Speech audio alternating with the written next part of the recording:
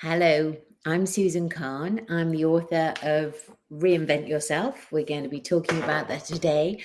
But before we begin, happiness for me is being at ease in myself, whether that's when I've made a big mistake or whether it's when I'm on top of the world, but being able to accept myself. That for me is happiness. I love that. Accepting yourself is happiness. That's Oh. beautiful, Susan. So, when did that become happiness for you? Like, did you realize that long ago, or is that a new revelation? Well, I think that I've always worked hard on getting to know myself, which might sound a little bit self-indulgent, but is really about just understanding what it is that drives me, and I think also quite a lot of painful times of feeling that I am just, I'm making loads of mistakes, that I'm upsetting people, that I'm getting things wrong, and so that sort of ease of accepting that it's okay.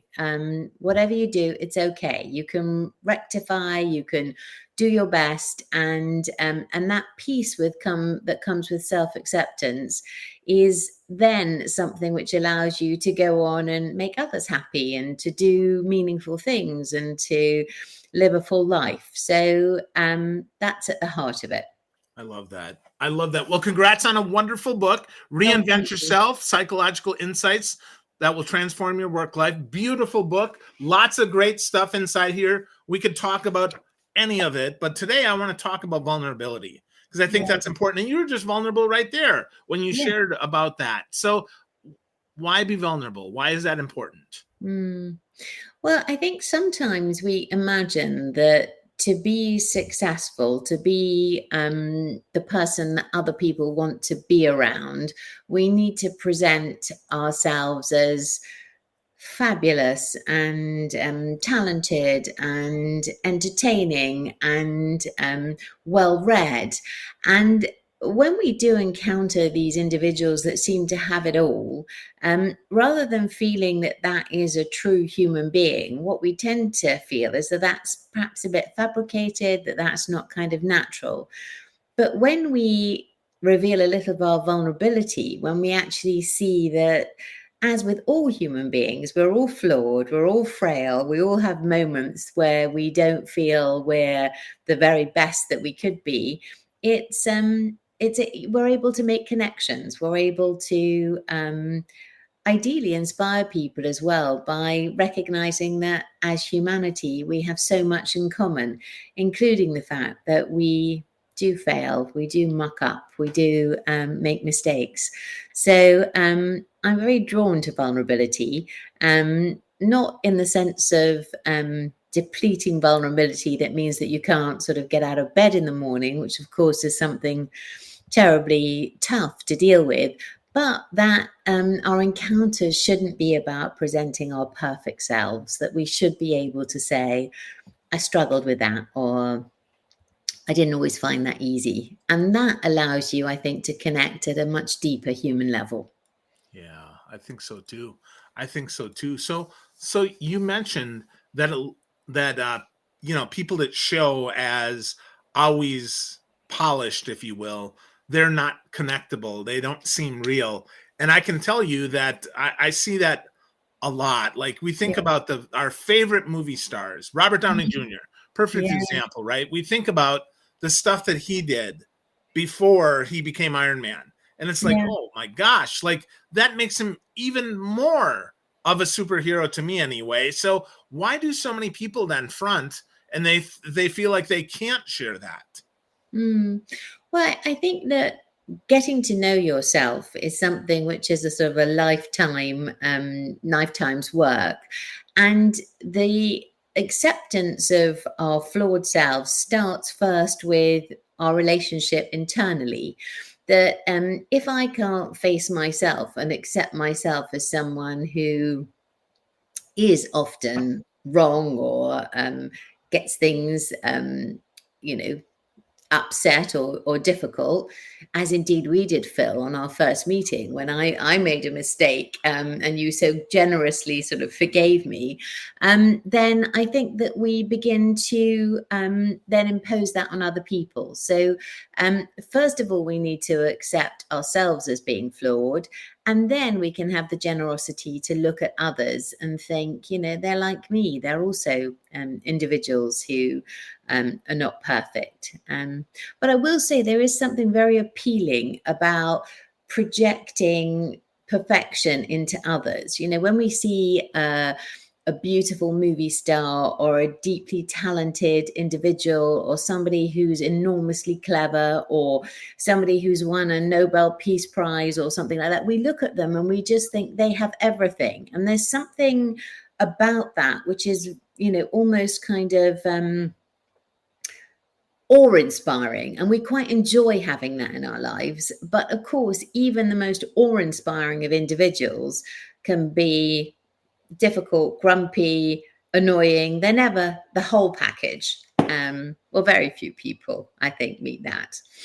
You might have your own heroes who fall into that category. I don't know. Yeah, well, so I think that's interesting, right? Because I do think that is often appealing. Because, and we hear, you know, never meet your heroes, because Yes. you'll realize that they're normal people just Mm, like you and I. But I prefer the normal person. I don't get starstruck with yeah. people, because I know that, you know, they're not, not only are they like me in the fact that, right, they put their pants on one leg at a time, the old saying, but really that they've made mistakes as well. So anybody, I guess maybe I'm a weirdo in the fact that anybody that seems too perfect for me, I'm like, yeah, I don't even want to talk to that person.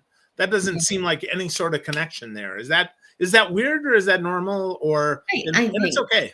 I think that you're grounded, and so you can take that attitude because you know yourself and you're at ease with yourself. I think that it's not something that lots of people might think. You know, there's that sort of sense of kind of adoration that goes along with it. But what probably we find hard to also accept that some people might look at us and think, oh gosh, they've got it all sorted. You know, Phil's got a podcast, he's a writer, he's got an amazing number of followers. You know, I'm a bit in awe of him.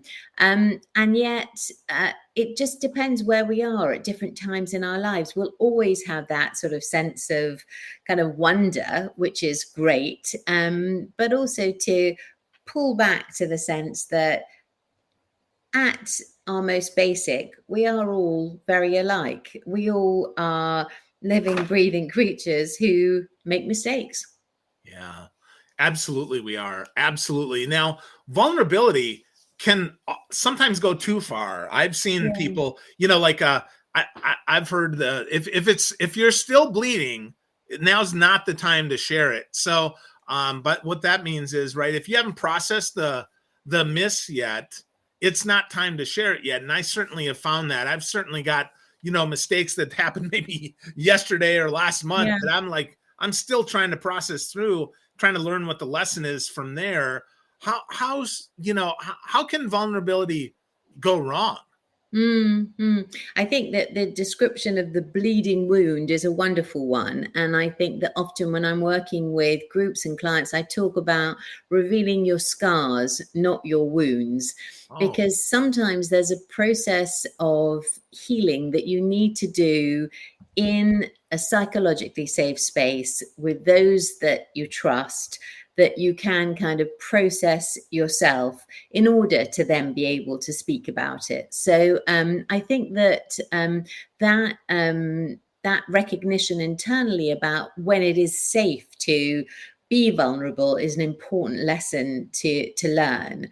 Um, I also think there's a sort of a potential, not always, but a potential to almost kind of, excuse the language, vomit out your vulnerability, to literally tell everything there is about your flawed self. And I think that's really also not necessarily the appropriate thing in some audiences.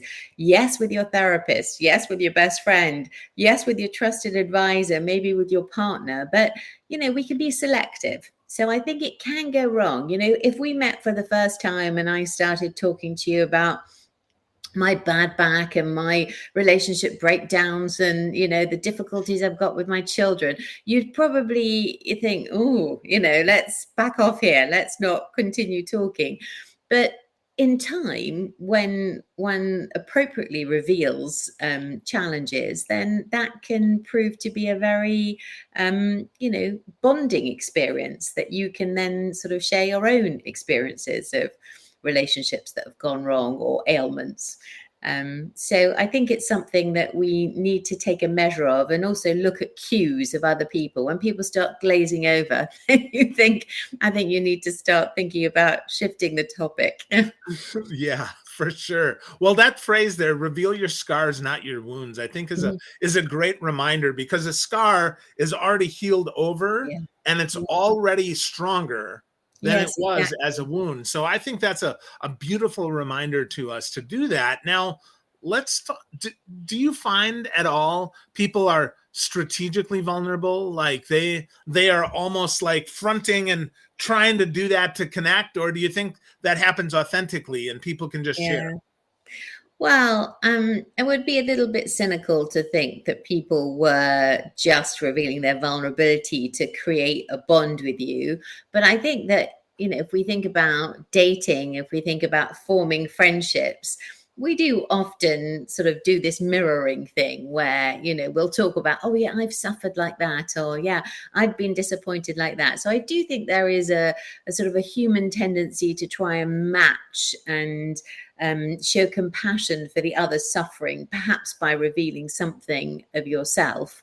But there's also sort of degrees. We find some extremely stoic people who have gone through incredible hardships, who don't see themselves as victims and don't see themselves as someone to feel sorry for in any way. So, self-regulation Yeah, is, I think, important. And also finding your tribe of people that you want to connect with, people that where it's a sort of a supportive environment, but also one which is energizing and creates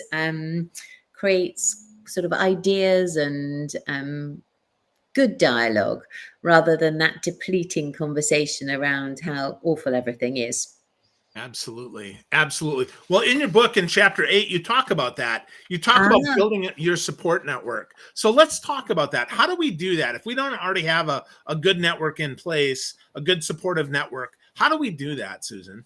yeah, well, I think that having a tribe around you, having people around you to support you, is so important for any reinvention, but also for sort of dealing with things we feel a bit fragile about. And some people are incredibly good at making connections. They might be individuals who are extremely extrovert, who are very good at asking the right questions, who are deeply curious.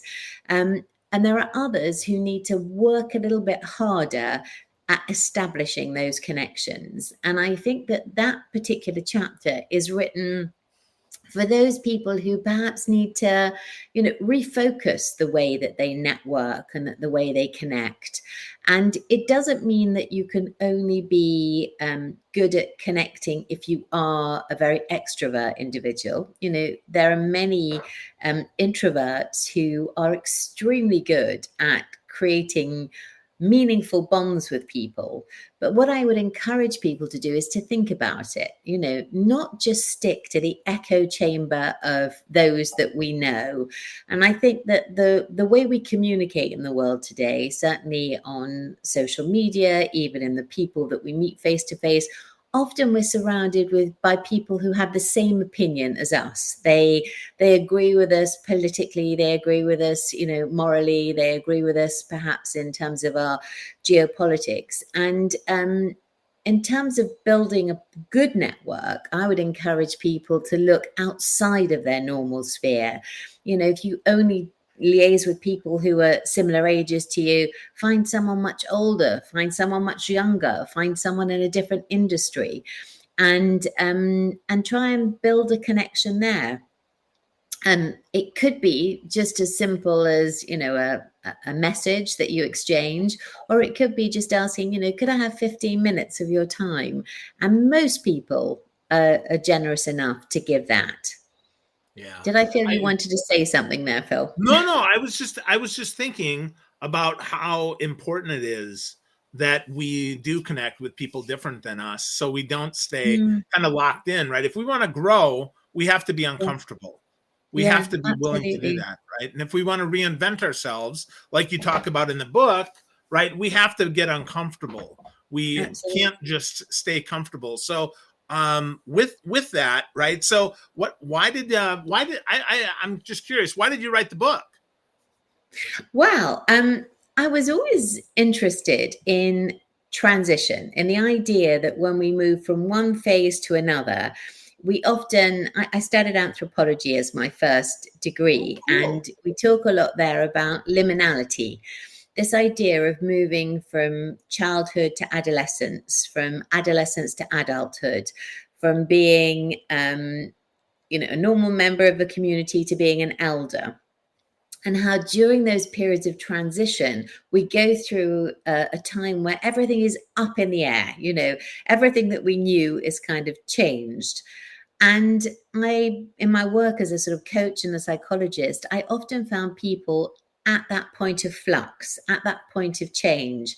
So I was just really curious about what keeps people stuck, what encourages people to have the courage to break out of their comfort zone and try something new.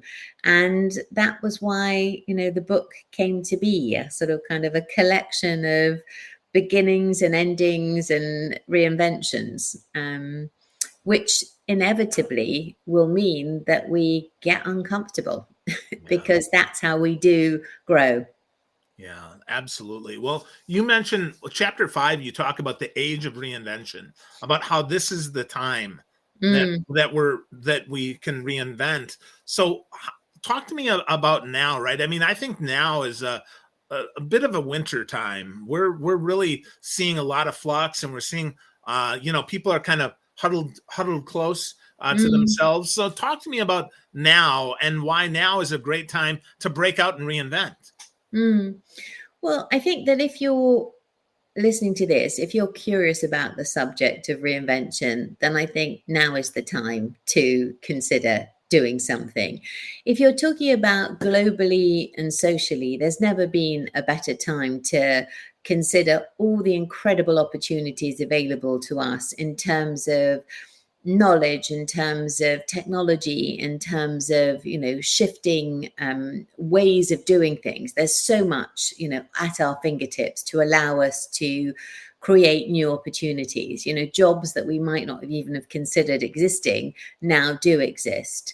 So I think the chapter was about not restricting yourself by your biological age, nor the age of our times, so that you might look at something on paper as being 50-year-old male accountant. Okay, maybe you've got an image in mind of who that 50-year but it might well be that that 50-year-old male accountant has got a yearning to be a creative, that they have a fantastic mind for sort of technological change, that they maybe want to do fine art, or they want to do graphics, or they want, and why not? Why should they be restricted just because the first phase of their life has led them in one direction? So that chapter was really helping us to think about our biological age, our social age, and the age in which we're all functioning. Wow. Wow, that's a lot there. And there's a lot in the book. I mean, there's so much goodness here, lots to think about, lots to get us going. Before I ask kind of a couple more last questions here, I want to encourage folks to get a copy of this. Go to Oh, drscahn.com. That's Dr. D-R-S for Susan, and then Kahn, Kahn.com. Check Susan out. She's got a lot of great stuff there. You can get a copy of the book. But Susan, as we think about this, there is so much here. So what chapter, maybe the inside your mind chapter might be one that we can talk a little yeah. bit more about as we kind of get close to wrapping up here, what's one more that maybe we want to hone in on and help people as it relates to vulnerability and reinventing themselves? Actually, I'm really glad you picked that topic, particularly as it's April 2024, and just a few days ago, Daniel Kahneman passed away. The great, he Thinking just fast and passed. slow. Yeah. Wow.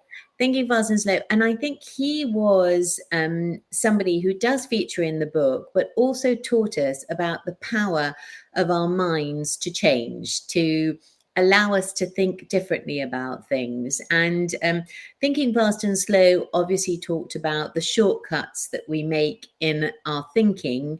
But if we could apply that to reinvention, what we often do is the same things because we know how to do them and they're easy and we, can deliver without thinking too much.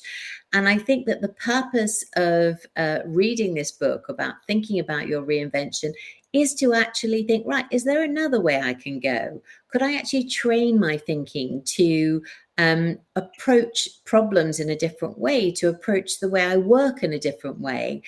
And the incredible developments there have been in understanding our brain show us that it's really possible to create this neuroplasticity, to be able to literally rewire our brains. And that does begin with how we define ourselves. So being able to think of ourselves as someone that can do other things, that can think in different ways, that can, be expansive rather than limiting in terms of what they do. So I think that I, definitely mourn Daniel Kahneman, but really encourage anyone sort of thinking about exploring the topic even deeper to consider his work, because he's taught us so much about the way we think and logic and time and all the opportunities available to us. Yeah, absolutely. Hopefully he'll rest in peace knowing that his legacy is strong.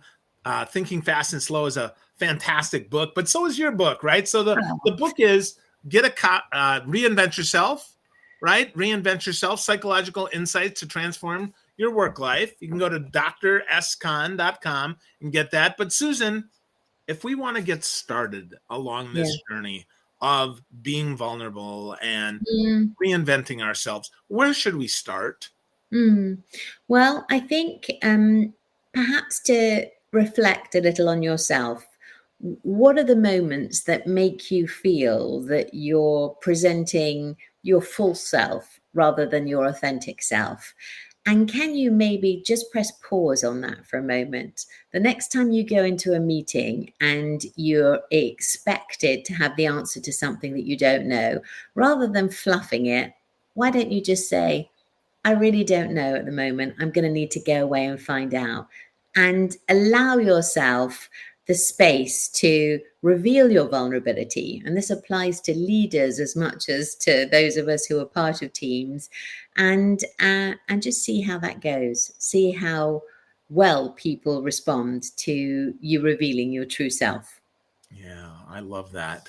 I don't know. Three very powerful words that can help us be more Yeah. vulnerable. I also want to encourage folks to remember what Susan said about revealing your scars, not Mm. your wounds. Really, really important. And get started today, reinventing yourself. Get a copy of the book, Reinvent Yourself. Get to know Susan Kahn more and learn that vulnerability can actually make you even more powerful and even more strong. Thank you so much, Susan. Thank you, Phil. It's been a pleasure to talk to you. Thank You as you.